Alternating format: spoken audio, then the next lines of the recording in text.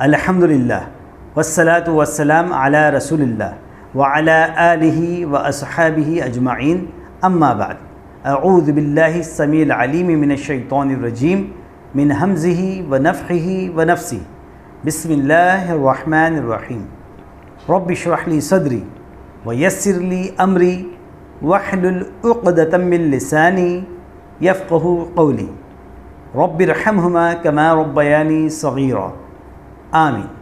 السلام علیکم ورحمۃ اللہ وبرکاتہ۔ ناظرین، آج کے ہمارے سبق کا عنوان ہے آؤ نماز کی طرف، آؤ کامیابی کی طرف۔ اے ایمان والو، صبر اور صلاح سے استعانت حاصل کرو۔ سورہ نمبر 2 آیت نمبر 45۔ نبی کریم صلی اللہ علیہ وسلم کو جب کوئی اہم معاملہ درپیش ہوتا تو آپ صلی اللہ علیہ وسلم فرماتے، اے بلال، نماز کا اعلان کر کے ہمیں آرام پہنچاؤ، اور فرماتے، نماز میں میری آنکھوں کی ٹھنڈک رکھی گئی ہے۔ جب سینہ تنگ ہو جائے، معاملہ مشکل پڑ جائے، سازشیں زیادہ ہو جائیں تو نماز سے مدد لو۔ جب ایام تاریک ہو جائیں، راتیں مشکل پڑ جائیں، دوست بدل جائیں تو نماز سے مدد لو۔ نبی صلی اللہ علیہ وسلم عظیم مہمات میں نماز پڑھتے تھے جس سے انشراح صدر حاصل ہوتا، جیسے جنگ بدر و جنگ احزاب۔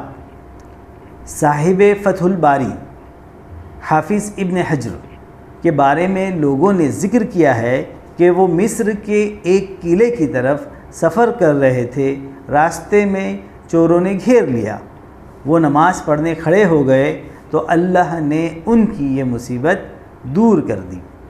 ابن عساکر اور ابن القیم نے ذکر کیا ہے، صالحین میں ایک شخص کو شام کے راستے میں ایک چور ملا اور اس پر حملہ بولنے کے لیے پر تولنے لگا۔ اس زاہد نے چور سے 2 رکعت نماز پڑھنے کی اجازت مانگی اور کھڑے ہو کر نماز شروع کر دی، اور اللہ کا یہ قول امن یجیب المضطر اذا دعا یاد کیا اور 3 بار دہرایا۔ آسمان سے ایک فرشتہ اترا اور حربہ مار کر اس مجرم کو قتل کر دیا اور کہا، میں مستر کی دعا سننے والے کا فرستادہ ہوں۔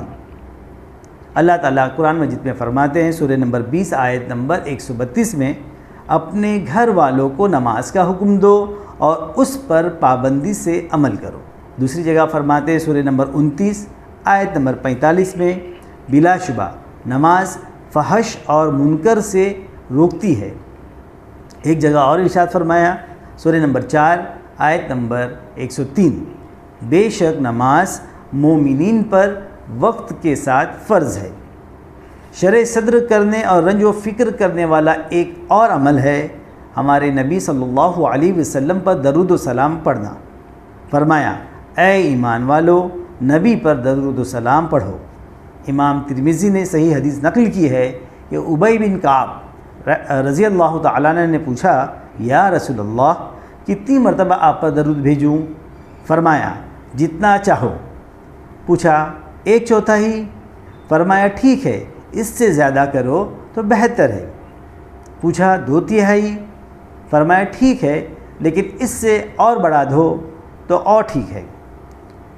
کہنے لگے، میں سارا کا سارا وقت درود شریف پڑھوں گا۔ فرمایا، تب تمہارے گناہ معاف ہوں گے اور غم دور ہوں گے۔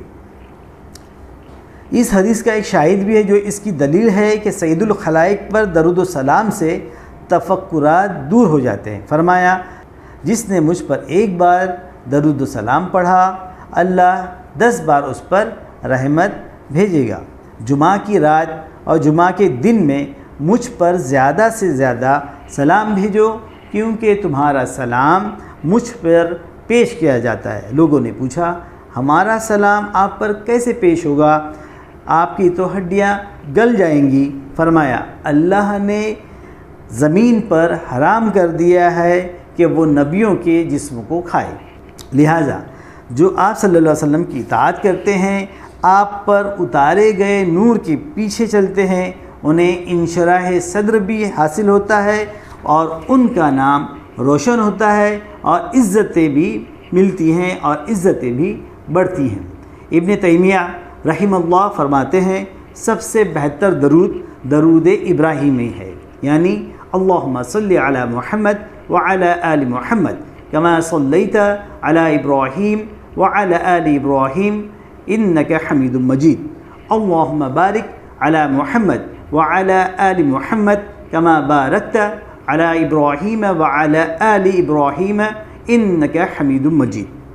آپ کی محبت میں ہم ہر قیمتی چیز کو فراموش کر چکے۔ آپ صلی اللہ علیہ وسلم کی محبت میں ہم نے اپنی قیمتی چیزیں فراموش کر چکے ہیں۔ اب تو ہماری سب سے قیمتی متاع آپ صلی اللہ علیہ وسلم ہی ہیں۔ آپ کی محبت پر ہمیں ملامت کی جاتی ہے، جو ہمارے لیے شرف کی بات ہے، ہمیں اس ملامت کی پرواہ نہیں۔ اللہ سے دعا ہے کہ وہ ہمیں آپ صلی اللہ علیہ وسلم کی سچی پکی محبت عطا فرمائے اور آپ ہی کے طریقے پر نماز پڑھنے کی توفیق عطا فرمائے، آمین۔ وآخر دعوانا ان الحمد للہ رب العالمین، والسلام علیکم ورحمۃ اللہ وبرکاتہ۔